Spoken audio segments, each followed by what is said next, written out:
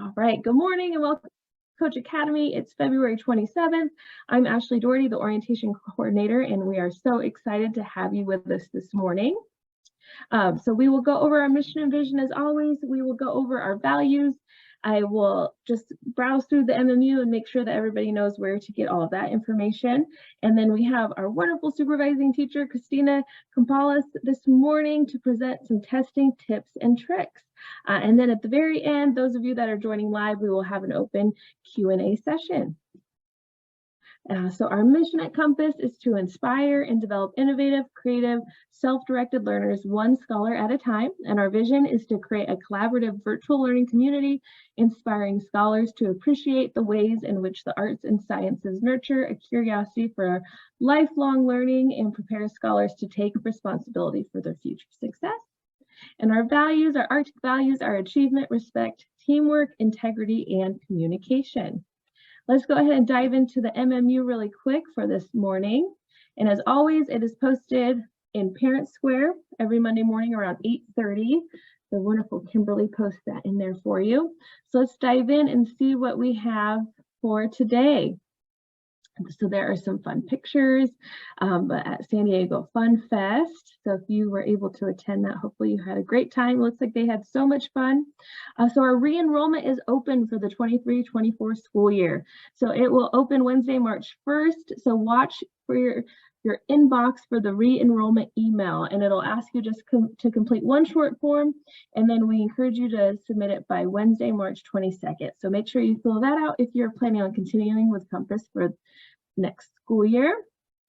So happenings, Learning Coach Academy, we're in that right now. We have Scholar Club meetings this afternoon, as every Monday we have our Scholar Club meetings.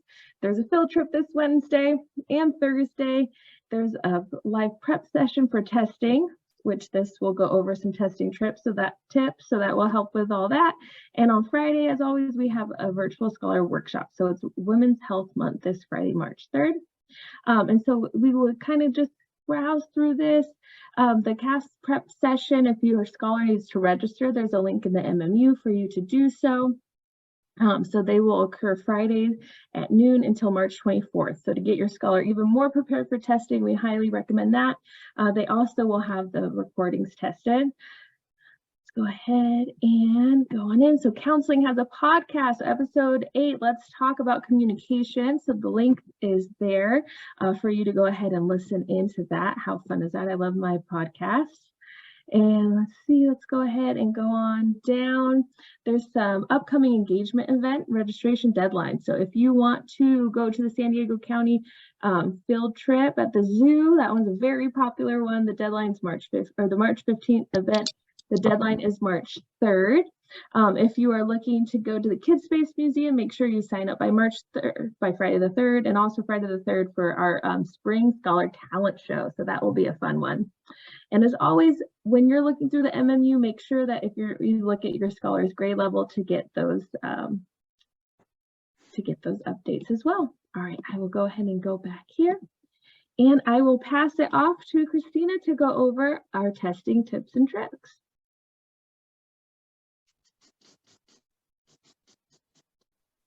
Good morning, everyone. I'm Christina Campales, and I'm glad to join you this morning for the testing tips and tricks session. I'm a supervising teacher here at the Options here at Compass, and it will be my 5th year this year working here at Compass. I have 6 children. 3 of them are currently in college, and my 4th one is a senior this year, and hopefully this coming fall will be going up to college as well. And so my youngest is in middle school. So, but anyway, thank you, Ashley, for being our wonderful host. And thank you everyone for coming in today to learn about some testing tips and tricks. So I'm just gonna start off. What do we know about tests? So I know tests are always like a part of our lives. And by the way, if I could just ask one question from you, and you could just put it in the chat box, or you could put it in your reaction. How many of you like taking tests? Like, it's okay for you to take tests, or maybe some of you would feel like, I do not like tests, but it's a part of life. And so I would probably, Okay, there's somebody there like, yes, yes, I totally get it. Yes, thank you, Christine.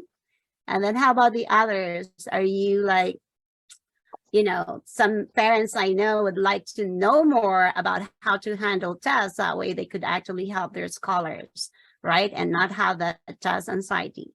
So, but going back here in our slide, what do we know about tests? So tests are assessments that help us know our strengths and weaknesses in various areas. Yes, you don't like it, but I know it's necessary. Thank you. Thank you for all your input. And I totally get it. I've been there too, okay? So tests sometimes are known to cause anxiety in most of the population of test takers. And we're gonna discuss more of this later on. Test results can help us with instructional planning, focusing on skills that scholars need to improve on. So that's the value of the tests. Tests can motivate us to keep learning and to keep doing better each time.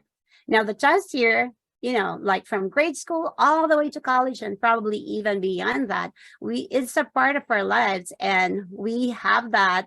And we actually we want to keep learning. We want to keep doing better. And the test would allow us to see where our strengths and weaknesses are. And Ashley, if you could go to the next slide. Okay, so we do have some terms to know. Maybe you have heard some of this, so I'm just going to differentiate some of these terms. So the diagnostic assessments, I know you find this one in the MA. Before you sign your MA, you saw this term in there. So diagnostic assessments are sets of written questions, and this would be an evaluation of the knowledge of your child or your scholar. It could be to assess your scholars' current knowledge base or current views on different areas, okay? So this would be the diagnostic assessments. It could also happen like at the end of the semester, you have a diagnostic assessment you could pull up for your scholar. It's not necessarily like what we use. You could have it like as an end of final project or final assessment. And your parent or even your supervising teacher could help you come up with an assessment to just see where your scholar is in different topics or areas, okay? But we also have this benchmark assessments, and this one go hand in hand with our diagnostic assessments. So our diagnostic assessments here at Compass, we actually use the Renaissance, the STAR Renaissance, and so we use it for our benchmark assessments. So the benchmark assessments, this would be the test given to scholars at different intervals. So you have the beginning of the year, middle of the year, and then end of the year. So what would be the difference among these three assessments? The beginning of the year, we collect the baseline data to measure your scholar's skills and knowledge before the instruction occurs. So at the start of the year. The middle of the year, we are checking on the progress of your scholars and check like what learning occurred during that short time. Okay, so we are in the middle. Okay, so how much improvement occurred? At the end of the year, we measure how much learning occurred throughout the school year. Okay, so this would be our benchmark assessments. And you would see where they are compared to other children in their grade level. For the state assessments, and currently we have this one being plugged in. You just saw in our MMU earlier that we have CASP state testing coming up. So the CASP would be for grades 3 through 8 and then 11th grade.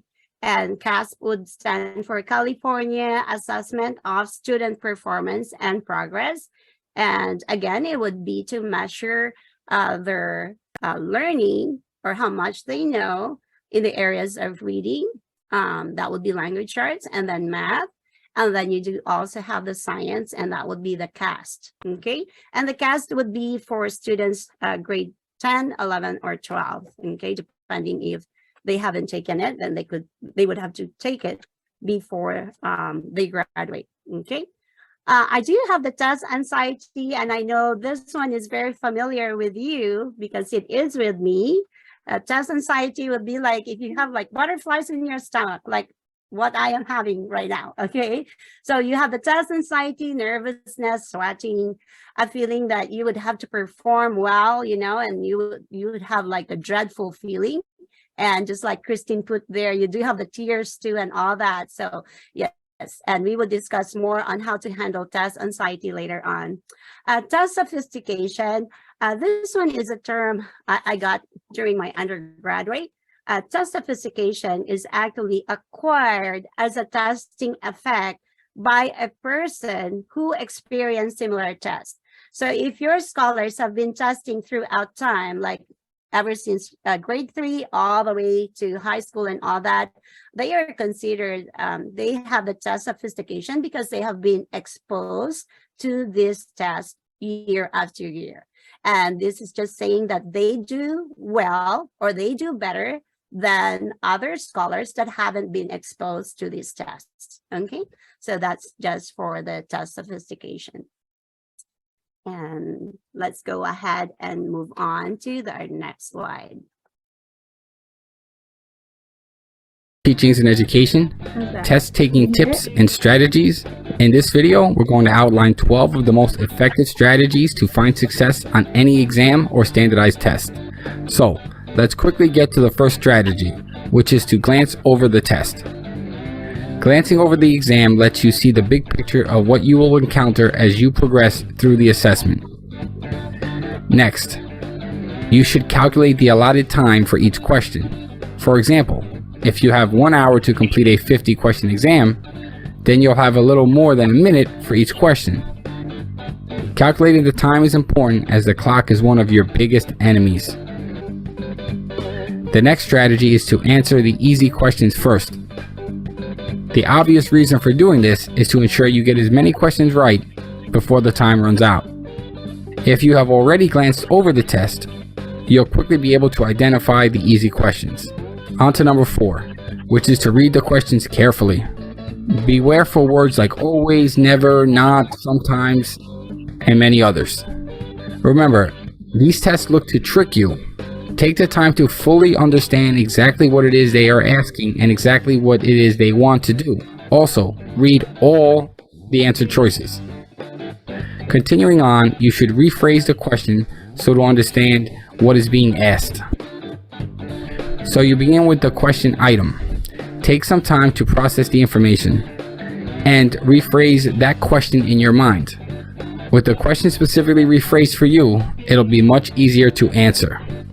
On to number 6, pace yourself.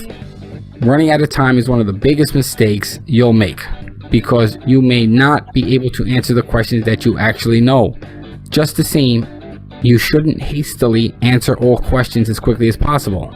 The test is not a sprint, more like a well-paced marathon. On to strategy number 7. Have the proctor clarify unclear questions. Yes, proctors and teachers are there to make sure no one is cheating, but they are also there to answer questions. Don't hesitate at all in asking to explain something. They'll help explain the meanings of certain words in the assessment. Number 8, you have to keep your eyes on the time. It's very easy to lose track of time. Good teachers and proctors will continually remind you how much time is left. However, this isn't always the case. So be responsible and check the time for yourself. The next strategy up is to anticipate the correct answer before looking at the answer choices. So first think for a second about what the answer to the question is. In math, first work out the problem, then take a look at the answer choices to see if any of them match what you figure is the correct answer. Now, on to number 10, which is to draw diagrams when necessary. If you're having some trouble conceptualizing information, drawing a diagram can add some clarity.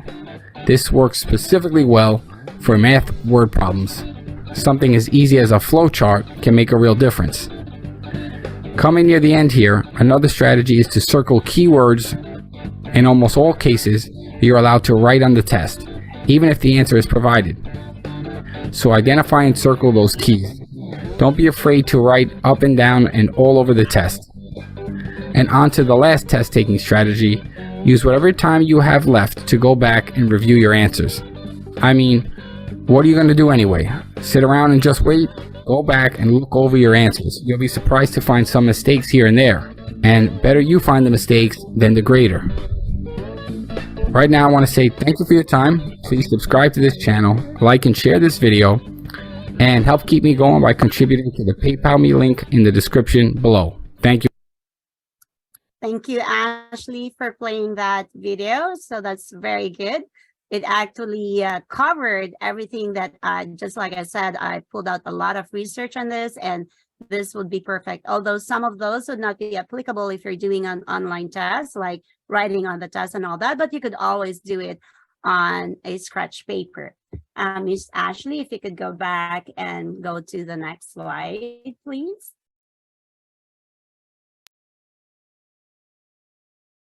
Okay, wonderful. So we are here on ways to avoid anxiety. Earlier, we talked about test anxiety, like those butterflies in the stomach and sweating nervousness and all that. I do have some tips on how to avoid the test anxiety. So first thing, we need to learn some relaxation techniques. This would be different for everybody, but check whatever works for you, like breathing exercises or meditation, or just, remembering like very positive thoughts. Okay, so something that would actually help you relax and not be stressed out. And employ these techniques days before and on the day of assessment. You could do, like, if you have the breathing exercises or counting 1 to 10 or whatever, do that before the test, the night before, and on the test itself. And it's very important for you to prepare for the test on the day itself. That means have a hearty breakfast, prepare some snacks, prepare some water or juice, whatever, and sleep well the night before. Don't think about the test at nighttime. Make sure you have a night sleep, so that way in the morning your brain is energized, your body is energized for the test. And of course, don't forget to prepare your paper, your pencil, your pen, your computer, your laptop, and your browser. The browser here is especially for the CAS. You make sure that you do have your browser ready before you go to your state testing. Okay, so that's very important. And of course, if you are one to wear headphones or earbuds, and you get that one ready as well. And know how to handle the test. So being prepared actually helps you, to do the test. So you look, if it's the test has like multiple choice questions, then you're looking at all those choices. What would be your best answer? And if you remember that you actually learned all this, and you could actually just choose your answer right away. Now, fill in the blanks, choosing your answer from the choices, and then trying to put it in the blank and check if it matches, so check if it makes sense. So that would be your fill in the blanks. For short answers, you don't need to write like really long answers. Just make sure that you're putting in the meat of your answer. Whatever is being asked, just type that down in 1 or 2 sentences, and you're good to go. But if it's essay writing, make sure that you do have a full length, whatever is being asked. If it's asking, like, put in like 4 strategies or 3 things or 3 ways, make sure you're doing that for your essay, okay? And then for the computation, just make sure that what's being asked in your math problems, like if it's like multiplication, division, and all that, you could put your computation on a scratch paper and then put your answer in your online test, okay? Lastly, or second to the last, remember to do the best you can in every test, and then let it go. Don't think about it after you take the test. You say, yay, congratulations, I did the test, okay? And then just leave it at that, okay? So don't stress about it after the test. Just give yourself a treat and have some snacks after the test. Now, I do have a link here, Miss Ashley, that I got from Miss Beth Sneed. So she was very gracious to share the strategies to reduce test anxiety, okay? So we could go ahead and click on that, and then I can share it with you all. So this one, she actually shared this one. This was included in her CAS testing packet. And so this one, it would just show you what you feel. So these are the symptoms of test anxiety. So first, you have the inability to concentrate, you have nausea, you have anger, probably headaches, heart palpitations, fast, shallow breathing, feeling faint, fear, frustration, and the feelings of impending doom before the test. So, but you could read all throughout on your own. Okay, there are strategies to help you reduce test anxiety, some of which I already mentioned in my previous slides. Okay, can we move on to the last slide, Miss Ashley? Thank you so much. So we have some assessment strategies that I put together here. So I'm just going to go over it real quick. First one, equip your scholars year-round with lessons that will help them during assessments. So at the start of the year, you probably need to plan out already what you're going to teach your scholars. And also the choices for curricula is very important because this is where you integrate everything that they need for the whole school year in order to help them, not just for the test, but also for them to progress in their level, okay? And find out the areas of struggle after the test and work on this. So if they're struggling on fractions, if they're struggling on doing main ideas and details, then at least help them with these struggles, okay?